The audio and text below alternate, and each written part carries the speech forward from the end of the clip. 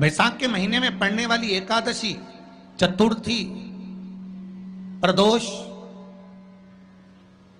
अमावस्या, पूर्णिमा, शिवरात्रि, ये सभी इतनी महत्वपूर्ण क्यों हो जाती है?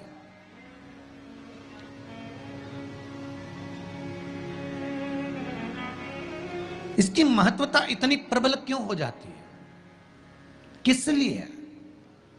क्योंकि बैसाख का जो महीना पड़ता है, सूर्य की संपूर्ण तपन, सूर्य देव अपने पूर्ण तेज के साथ में, पूर्ण तेज के साथ में मृत्यु लोक के निवासियों पर, चाहे जलचर हो, थलचर हो, वायुचर हो, चाहे जो जीव हैं, उस पर जब किरण फेंकते हैं तो संसार का जो मनुष्य है उस पर जब ताप पड़ता है तो ताप पड़ने के कारण उसके मुख से भगवान का नाम निकल ही जाता है, स्मरण नाम निकल ही जाता है। जब उसके मुख से भगवान का नाम निकलता है तो वो भगवान की शरणागति खुद ग्रहण कर लेता है स्वयं।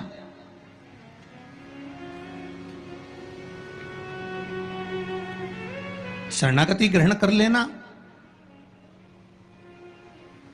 बैसाख की पोथी पढ़ते हो आप लोग? आप में से अगर कोई पढ़ता हो बैसाख महीने की पोथी, तो उसमें एक वर्णन आता है।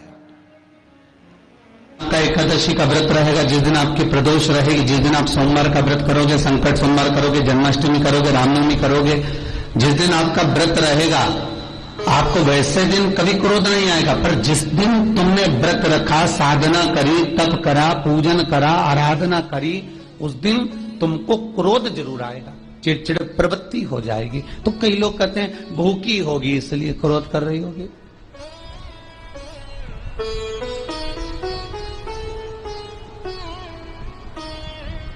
कई लोग कहते हैं कि भूख लग रही होगी इसलिए चिड़चिड़ प्रवृत्ति हो गई होगी। नहीं नहीं भाई, भूख से उसका कोई ताल्लुक नहीं है, क्योंकि रोज कोई जरूरी है कि वो इतना खाती हो कि नहीं खाती हो। कभी कभी तो दिन भर भूखी रह जाए तो भी क्रोध नहीं है।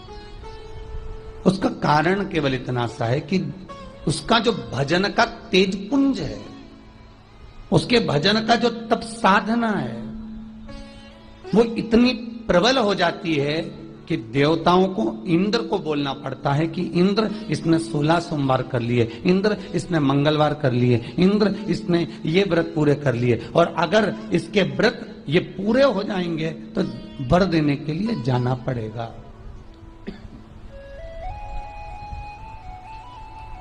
अगर इसके व्रत पूरे हो गए तो आशीर्वाद देने के लिए जाना पड़ेगा। इसके व्रतों को खंडित कर दिया जाए। तो व्रत को खंडित करने का सबसे सुंदर तरीका देवताओं के पास है कि जिस दिन व्रत हो, 2-3 व्रत अच्छे निकलते हैं और एक व्रत में इतना क्रोध आ जाता है कि सारा करा धरा पानी फिर जाता है। देवता क्रोध दिलाते हैं। फिर क्या करना? तो शास्त्र कहता है कि जिस दिन आपका व्रत है उस दिन एक काम जरूर करना कि भगवान का मंत्र जाप कर कर, भगवान का स्मरण कर कर, कटोरी में जल लेकर, पात्र में जो जल रखा हो, पूजन पाठ करते समय, स्मरण करते समय वो जल का पान अवश्य करें।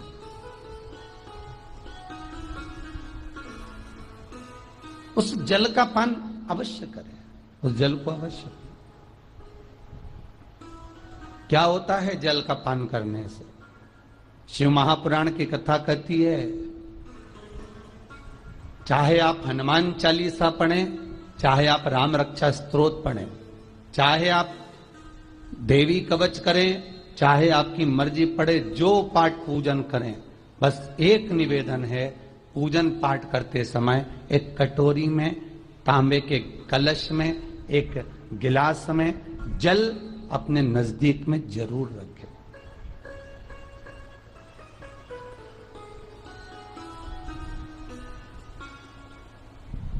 क्या होगा उससे? आप जितना पाठ करेंगे, आप जितना पूजन कर रहे हैं, आप जितनी आराधना कर रहे हैं, आप जितनी साधना कर रहे हैं, आप जितना तप कर रहे हैं, आप जितना हनुमान चालीसा, दुर्गा चालीसा, राम रक्षा स्तोत्र, यमुना अष्टक, गोवर्धन चालीसा, जो भी आप जप रहे हैं, जो भी आप सर्वोत्तम जी का पाठ करें, आप जिस भी पाठ को कर रहे हैं, उस पाठ को करते समय अगर जल तुम्हारे पास में रखा हुआ है तो तुमने जब पाठ किया तो उसका जो तात्विक अंश है वो जल के अंदर जाएगा, और वो जल जब हम ग्रहण करेंगे तो दशमी, ग्यारस और द्वादशी, दशमी, एकादशी और द्वादशी। एकादशी का व्रत, दशमी की रात्रि को जो आप भोजन करें वो सात्विक करें, एकादशी के दिन भोजन ना करें, अन्न का भाग ग्रहण ना करें, अन्न का भाग ग्रहण ना करें।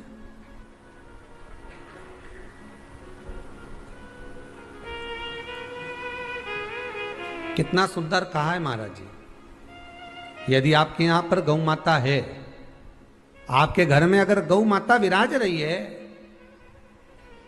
आपके घर में अगर गौ माता है, गाय की अगर आप सेवा कर रहे हैं, अच्छा कितना सुंदर लिखा है धेनु मानस में, गीता प्रेस गोरखपुर की गौ अंक को निकालकर पढ़िए कल्याण का, उसमें लिखा है ब्रह्म मुहूर्त में सुबह के समय पर गाय की पूंछ को पकड़कर या गाय की रस्सी को पकड़कर जो 2 कदम भी चल लेता है, उसके लिए भगवान विष्णु बैकुंठ का मार्ग और कुबेर का मार्ग प्रशस्त कर कर खोल देता।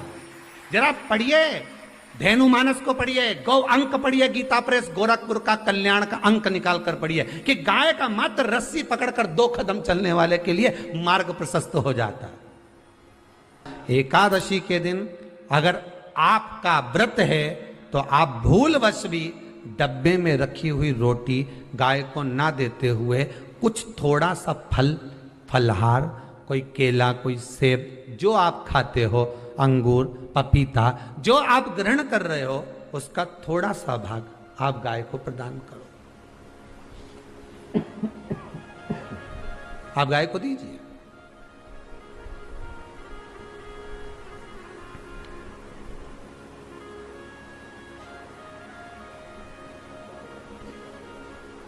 थोड़ा सा भाग आप गौ माता को प्रदान करो, थोड़ा सा।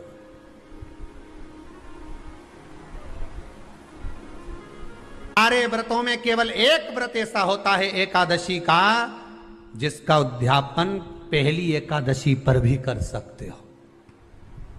सारे उद्यापन में केवल एक उद्यापन ऐसा होता है, सारे व्रतों में एक व्रत का उद्यापन ऐसा होता है, वो है एकादशी का। ये जरूरी नहीं कि 26 पूरी होगी तभी तुम करोगे, या तो पहली में ही कर लो या फिर 26 पूरी हो तब कर। पर उद्यापन, अगर तुमको ऐसा लगे कि हाँ मैं अभी तो जीऊंगी हो, अभी तुम्हारा बाल भी धोला नहीं हुआ, तुमको ऐसा लगे तो अभी तो मैं तो बढ़िया, तो फिर भले मत करो। पर एकादशी का नियम कह रहा है, एकादशी का यहाँ 18 नियम में से एक नियम कह रहा है कि एकादशी का उद्यापन पहली एकादशी पर भी हो सकता है, पहली पर भी कर सकता है, फिर तुम्हारा मन पड़े तब। क्यों? तो पहली पर करने से क्या फल मिलेगा? तो एकादशी की नियमावली कहती है, अगर मान लो आपने पहली एकादशी पर भी उद्यापन कर लिया, इसके बाद में जितनी एकादशी करोगे वो सारी तुम्हारे खाते में जुड़ती जाएगी। मतलब बैंक में खाता खोल लो, ठीक है, खाता खोल लिया, अब जितना कमाता जाओगा उसमें डालते जाओ, जितनी कमाई करके लाओगे उसमें जमा करते जाओ। एकादशी एक बार उद्यापन पहले में भी हो गया तो बाकी का पुण्य तुम्हारे खाते में आ जाए, उसका पुण्य। एकादशी का उद्यापन बड़े महीने में माघ शुक्ल एकादशी के दिन, माघ का महीना हो, शुक्ल पक्ष की, जम के बोलिए एकादशी हो, प्रयास करना कि आप उद्यापन करें, भले 5, 10, 11, 12 जितनी एकादशी हो जाए, 26 हो जाए तो ज़्यादा अच्छी है, नहीं तो आप करें तो माघ महीने की शुक्ल पक्ष की एकादशी के दिन आप उद्यापन करें, प्रयासरत करें, प्रयासरत। बड़े महीने के अंतर्गत जो उद्यापन, हाँ चतुर्मास के अंतर्गत उद्यापन नहीं होता एकादशी का, बहुत ध्यान दीजिए हमारा। ये जो सावन भादो कुंवर कार्तिक जो 4 महीना होते हैं भगवान के शयन करने के। इसके अंतर्गत एकादशी का उद्यापन नहीं होता और इसके अंतर्गत उद्यापन करना भी नहीं चाहिए एकादशी। महाराज एकादशी का उद्यापन माघ महीने की शुक्ल पक्ष की एकादशी के दिन आप बहुत प्रेम से आनंद के साथ करिए महाराज। परंतु एकादशी के उद्यापन में सबसे ज्यादा अगर कुछ जरूरी होता है तो 24 तरह का नैवेद्य जरूरी होता है। कितने तरह का? 24 तरह का नैवेद्य। अब आप कहोगे गुरुजी उद्यापन हम कर रहे हैं एकादशी का, तो उसमें तो फलहार का हमें नैवेद्य बनाना चाहिए। तो फिर ये पुराण के अंतर्गत स्कंद पुराण में ये चीज लिखी है कि एकादशी का जब उद्यापन करते हैं तो 24 तरह का नैवेद्य बनाकर सिद्ध करते हैं। 24 तरह का नैवेद्य जान रख लेना, हलवा बना लो, खीर बना लो, पूड़ी बना लो, सब्जी बना लो, पकोड़ा बना लो, भजिया बना लो, ऐसे 24 तरह का नैवेद्य अलग अलग चाहिए। पर लोग क्या करते हैं, खोपरा पाक बनवा लेते हैं 1-2 किलो और 24 जगह रख देते हैं। स्वीकृत नहीं है। 24 तरह का नैवेद्य रखा जाता है। महाराज एकादशी के दिन भगवान के पूजन का पूरी तैयारी कर कर मंडल आदि बनवाकर विद्वान ब्राह्मण को बुलाकर, कर्मकांडी ब्राह्मण को बुलाकर जो भगवत सेवा में एकादशी का उद्यापन कराए, उन ब्राह्मण के चरणों को नमन कर कर, प्रणाम कर कर एकादशी का पूजन करवाइए और उस मंडल की पूजन कराकर हवन द्वादशी को कराइए। एकादशी को हवन नहीं। एकादशी के उद्यापन का जो हवन होता है वो द्वादशी को।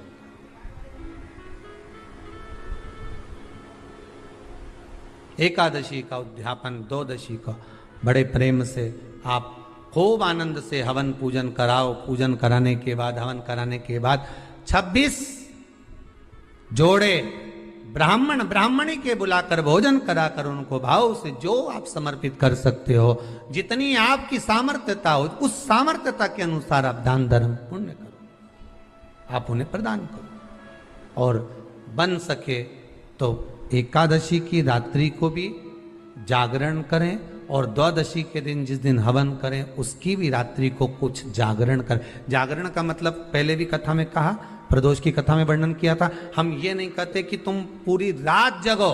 हमारा तो निवेदन है 15 मिनट का करो, आधे घंटे का करो, 20 मिनट का करो, पर रात्रि के समय थोड़ी देर अगर एकादशी का उद्यापन कर रहे हो तो जागरण थोड़ी सी देर अवश्य करें। नहीं कर सकते अकेले बैठकर राम नाम जप लें, भजन कर ले, पर करो। कि नारी के मुख से अगर एक बार निकल जाए कि मेरी जिंदगी तुमसे विवाह कर कर बेकार हो गई, उस समय नारी का साथित्व समाप्त हो जाता है। इसलिए माताओं आपसे निवेदन है, जिंदगी में सारी लड़ाई लड़ना, सब कुछ बोलना, पर अपने पति से यह मत कहना कि तुमसे विवाह कर कर मेरी जिंदगी बेकार हो गई। क्योंकि विवाह तुमने किया है पर भाग्य उसने लिखा है। भाग्य लिखने वाला वो है। और आपसे फिर निवेदन करूंगा, राम मंदिर जाओ, कृष्ण मंदिर जाओ, शिव मंदिर जाओ, भवानी के मंदिर जाओ, तुम्हारे 33 कोटि देवताओं के मंदिर चले जाओ, गणेश जी के मंदिर जाओ, तुम्हारी मर्जी पड़े उस देवता के मंदिर जाना, कोई तुम्हारा भाग्य नहीं बदल सकता। जो तुम्हारी किस्मत में लिखा है वो तुमको भोगना पड़ेगा। तो बदलेगा कौन? तो उसका भी प्रमाण हमारे यहाँ शिव महापुराण कहती है। एक पारो नाम की विधवा स्त्री थी।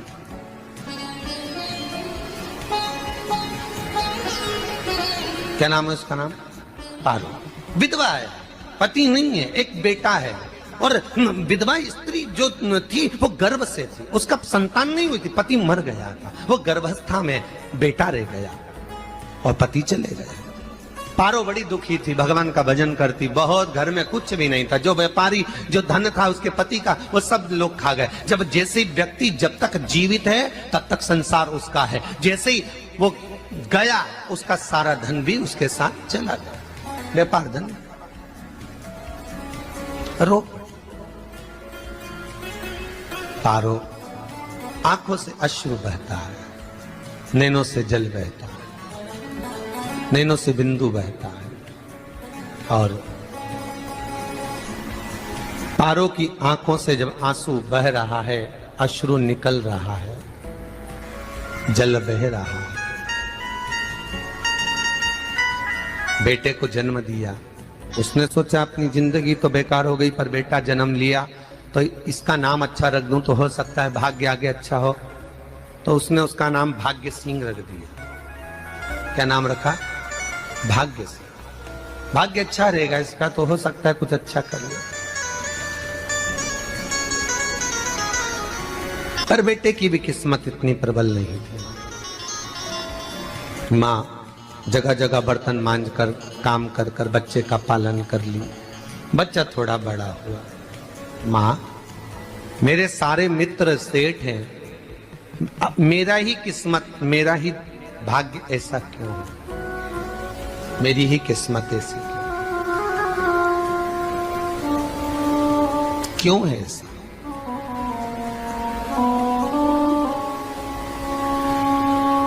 माँ मेरी किस्मत में इतना दुख क्यों लिखा है? माँ भोजन तक हमको समय पर नहीं मिलता, हमारा भाग्य ऐसा क्यों है? माँ हमारी किस्मत ऐसी क्यों है? माँ कहती है बेटा जो ललाट पर लिखा उसे कौन टाल सका। माँ बच्चों को समझाती है, माँ बच्चों को कहती है, धीरे धीरे समय निकलता है। माँ एक बार बता माँ, तू कहती है कि सब भगवान ने लिखा है भाग्य में, तो भगवान का मिलेगा मुझे बता दे। माँ बोलती है ऐसी कोई जगह नहीं जहाँ भगवान नहीं। वन में मिलेगा? हाँ मिलेगा। माँ का कहना मानकर भाग्य सिंह वन में चले गया और घने जंगल में भाग्य जब गया भाग्य सिंह, और घने जंगल में जब पहुंच गया, ढूंढते ढूंढते ढूंढते ढूंढते ढूंढते तो भी भगवान तो भगवान की छाया तक नहीं मिली। भगवान की छाया तक। आंखों में जल भर गया, बेहोश होकर गिर गया। शाम का समय था, विष्णु और लक्ष्मी निकल कर जा रहे थे। लक्ष्मी और विष्णु जाते जाते उसको देखकर रूप बदल के उसके पास गए। बेटा आपका नाम क्या है? तुम्हारा नाम भाग्य सिंह है। कहाँ जा रहे हो? भगवान से मिलना है हमको। क्या काम है तुम्हें भगवान से? भगवान से पूछना है कि मेरी किस्मत ऐसी क्यों बनाई, मेरी किस्मत में गरीबी क्यों लिखी, मेरे भाग्य में इतना दुख क्यों लिखा। मुझे भगवान से पूछना है कि मेरी किस्मत ऐसी क्यों बनाई, मेरी किस्मत में इतना दुख क्यों लिखा। इतनी तो भगवान बोले ये तो देखो भाग्य भाग्य की बात है, सबके भाग्य में अलग अलग होता है। नहीं नहीं मुझे भगवान से पूछना। तो हुआ क्या? मैं बहुत गरीब हूं, मैं बहुत दुखी हूं। भगवान से प्रार्थना है कि मुझे कुछ मेरी जिंदगी का अच्छा कार्य कर दीजिए। लक्ष्मी जी को दया आ गई, नारायण से बोले प्रभु इसको कुछ दे दो, थोड़ा सा इसके ऊपर कृपा कर दो। नारायण बोले इसके भाग्य में नहीं है लक्ष्मी, इसके भाग्य में नहीं है लक्ष्मी। लक्ष्मी मैं दे भी दूंगा तो इसकी किस्मत में नहीं है। लक्ष्मी कहती है आपका काम देने का है, आप तो दो। भगवान ने कहा लक्ष्मी नहीं है भाग्य में, तुम तो दे दो। लक्ष्मी जी के कहने पर नारायण ने उसको एक हीरे का हार दे दिया। ले ये ले हीरे का हार। वो प्रसन्न हो गया, हीरे का हार मिल गया। और हार लेकर वो चला, और चलते चलते उसने सोचा मेरी मम्मी को दूंगा, मेरी माता को दूंगा, माँ बड़ी प्रसन्न हो जाएगी। हीरे का हार लेकर जा रहा था। हार ले जाते उसको रास्ते में इतने में उसको तुरंत उसी समय पर कहीं सोचादि कर्म के लिए जाना पड़ा। उसने सोचा इस हार को इस पत्थर पर रख देता हूं, अभी आऊंगा वापिस इस हार को उठाकर घर लेकर चले जाऊंगा। और सोचादि कर्म के लिए वो चल दिया। गया, हाथ धोकर आया, इतने में चील उड़ती उड़ती आई, उसका हार लेकर चली गई। आके रोने लगा, माँ को जाकर कहा माँ किस्मत तो देख, इतना जोरदार हार मिला था हीरे का, पर भाग्य में नहीं था, नहीं मिला। इतने में वो रोता रोता तुरंत फिर भगवान के पास गया। रोता बिलखता फिर पहुंच गया वन के अंदर, फिर भगवान मिले। भगवान ने पूछा अब क्या हुआ?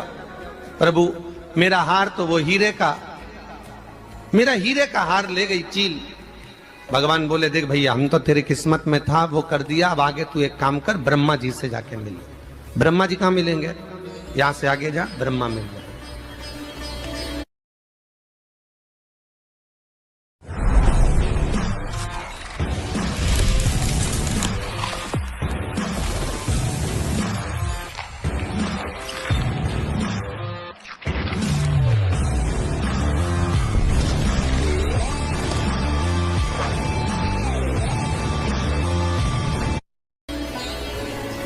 ब्रह्मा के पास गए। ब्रह्मा जी ने कहा, क्या हुआ? ब्रह्मा जी, मेरे भाग्य में गरीबी लिखी है, कुछ अच्छा कर दीजिए। ब्रह्मा जी कहते हैं, तुम्हारा भाग्य में जो लिखा है वो तुम्हें भोगना पड़ेगा। नहीं नहीं, आप कृपा करो। लक्ष्मी जी ने नारायण से कहा, इसको कुछ कृपा कर दो। तो भगवान ब्रह्मा जी ने कहा, चलो इसका भाग्य बदलने के लिए एक हीरे की अंगूठी दे देता हूं। भगवान ने उसको हीरे की अंगूठी दे दी। अब हीरे की अंगूठी दी, फिर वो लेकर चला। इतना खुश था, अब मुझे हीरे की अंगूठी मिल गई, अब मुझे हीरे की अंगूठी मिल गई। इतना प्रसन्न होकर जा रहा था, इतने में इसको लग गई प्यास। इसने सोचा पानी पी लूं। पानी पीने के लिए इसने मुंह को करा नीचे, जेब में रखी थी अंगूठी, वो पानी में लुढ़क गई। लुढ़कते से एक मछली निगल गई, अंगूठी भी हाथ से चली। देखिए, कोई कितना भी साथ दे दे, पर भाग्य में अगर सुख लिखा होगा तो वो अपने आप मिलेगा नहीं। फिर आया, फिर मां से कहा, मां ऐसा हो। मां ने कहा, चल जाने दे, तू रोज रोज बहाना बना के चले जाता है, दिन भर इधर उधर घूमता रहता है, शाम को आता है और बहाने बना के कहां की स्टोरी सुनाता रहता है, ना जाने कहां की कहानियां सुनाता रहता है। चल काम पे जा, कुछ काम कर तो भाग्य बदलेगा। नहीं नहीं मां, मैं सत्य बोल रहा हूं। नहीं माना, फिर चले गया। नारायण ने कहा, एक काम करो, अब तुम शंकर जी के पास जाओ। शिव जी के पास गए। भोलेनाथ जी ने उसको हीरे की पोटली दे दी। वो हीरे की पोटली ले जाकर अब की बार सोचा कहीं रुकूंगा ही नहीं, सीधे घर गया। मम्मी को याद करा, माँ नहीं थी। उसने एक लोटे के अंदर हीरे रख दिए। मैं माता को ढूंढ के आता हूँ। माँ को ढूंढने गए, इसमें चोर घुस गए घर के अंदर, लोटा ही ले गए हीरे का। फिर आके देखा, फिर माँ ने कहा, फिर बहाने बनाया तूने, फिर स्टोरी सुने, फिर कहानी सुने। माँ, मैं सत्य कह रहा हूं, सत्य कह रहा हूं। आखिरी में हार गया। फिर भगवान विष्णु और ब्रह्मा ने एक ही बात कही, तू शंकर के मंदिर की चौखट पर जा। वहां क्या करना पड़ेगा मुझे? कुछ मत करना, केवल उसकी चौखट पर जाकर उसका दीदार करना, उसका दर्शन करना। उससे क्या होगा? भगवान विष्णु और ब्रह्मा कहते हैं 33 कोटि देवताओं के पास जाएगा तो कुछ नहीं होने वाला, पर शंकर के दरवाजे पर भाग्य देवी रोज प्रतिदिन झाड़ू लगाती है। कौन झाड़ू लगाती है? भाग्य देवी। आपसे निवेदन है, बहुत सुंदर कथा है, इससे समझना कि विष्णु, ब्रह्मा, राम, कृष्ण आदि 33 कोटि देवताओं के पास तुम चले जाओ, कोई तुम्हारा भाग्य नहीं बदल सकता। हाँ, अगर भाग्य देवी का तुम स्मरण करो, किसी मंदिर में जाना तो ये भगवान से कहना, भगवान लक्ष्मी दो। भगवान से लक्ष्मी मत मांगना, भगवान से कहना मेरा भाग्य ऐसा कर दो, या भाग्य देवी की कृपा मुझ पर बरसा दो, जिससे मेरा भाग्य बदल जाए, कुछ अच्छा हो जाए मेरी जिंदगी में। तो जाके शंकर के मंदिर के बाहर खड़े हो, भाग्य देवी मां झाड़ू लगाती है, भाग्य देवी उनकी चौखट पर बैठी रहती है। तू जा, उससे क्या होगा? बस देवता तो तेरी जिंदगी बदलने के लिए कब से इंतजार कर रहे हैं, पर तेरा भाग्य नहीं बदल पा रहा। तेरा भाग्य बदलेगी तो भाग्य देवी ही बदलेगी। गया, शिव मंदिर के दरवाजे पर जाकर खड़ा हो जाता, भीड़ होती तो दरवाजे से दर्शन कर लेता, बाबा से नयन मिलाता, रोज प्रतिदिन जाता। एक दिन शंकर जी ने भाग्य देवी से कहा, देवी इसका भाग्य बदल दो। देवी कहती है, भोलेनाथ, इसकी किस्मत में ब्रह्मा जी ने यही लिखा है दुख, इसकी किस्मत में ठोकरें खाना ही लिखा है। भाग्य देवी, तुम मेरे दरवाजे की झाड़ू लगाती हो, आज इसके भाग्य की झाड़ू लगाई। भाग्य देवी ने कहा, भोलेनाथ आप कह रहे हो? हाँ मैं कह रहा हूं, क्योंकि मेरे दरवाजे पर इतने दिन से रोज आ रहा है और मेरे दरवाजे से खाली चले जाए अच्छा नहीं लगता। भाग्य देवी ने भाग्य बदला। एक सोने का सिक्का झाड़ू लगाते लगाते दरवाजे पर पटक दिया। उस सोने के सिक्के को लेकर वो चला और सोने के सिक्के को ले जाकर उसने माता को दिया। अब भाग्य कैसे बदलता है वो देखिए। सोने का सिक्का लेकर गया और तुरंत वो सोने का सिक्का घर में पहुंचा। रात से ठाठ हो गया, बेचकर भोजन की व्यवस्था करी। एक दिन मां ने सोचा कुछ ऐसा करूं कि मैं मछली का व्यापार करूं, और मछली खरीदने के लिए गई। और मछली खरीदने के लिए गई, जो मछली मिली दे तो दी व्यापारी ने, परंतु घर लाते लाते वो मर गई। मरा तो काटा तो इसमें से हीरे की अंगूठी मिल गई। अंगूठी तो मिली, इतने में माँ ने कहा देखो भगवान ने बड़ी कृपा करी, हीरे की अंगूठी मिली। बेटे ने कहा ये मेरी ही अंगूठी है। मछली निगल गई थी। माँ ने कहा बेटा जाओ, थोड़ा आज ब्राह्मण भोजन करने आएंगे, थोड़ी लकड़ी काट कर लिया। बेटा लकड़ी काटने गया, एक पेड़ पर, सूखे पेड़ पर चढ़ा लकड़ी काटने के लिए। काटते काटते उसको पेड़ की डाली पे एक हार टंगा हुआ दिख गया। वो हार वही था जो हीरे का चील लेकर गई थी। वो हार प्राप्त हो गया। आते आते रास्ते में प्यास लगी, सोचा कहीं एक आध बर्तन मिल जाए पड़ा हुआ, तो लोटा पड़ा हुआ मिल गया जिसमें हीरे पड़े हुए थे। जब भाग्य चलता है तो सारी रास्ते अपने आप खुलते खुलते खुलते खुलते चले जाते हैं। जब भाग्य नहीं चलता तो चाहे कोई हीरा दे दे, चाहे कोई सोना चांदी दे दे, चाहे कोई फैक्ट्री खुलवा के दे दे, तो भी कुछ दिन में ठप्प हो जाए। भाग्य चलेगा तो धन आएगा, भाग्य नहीं होगा नहीं। तो भी कुछ मत करो, क्या करना है बोलो तो। जब भाग्य अगर दिक्कत दे तो कहीं जाने की जरूरत नहीं है, एक ही काम करना है, शंकर के दरवाजे पर जाकर उसका दीदार करना।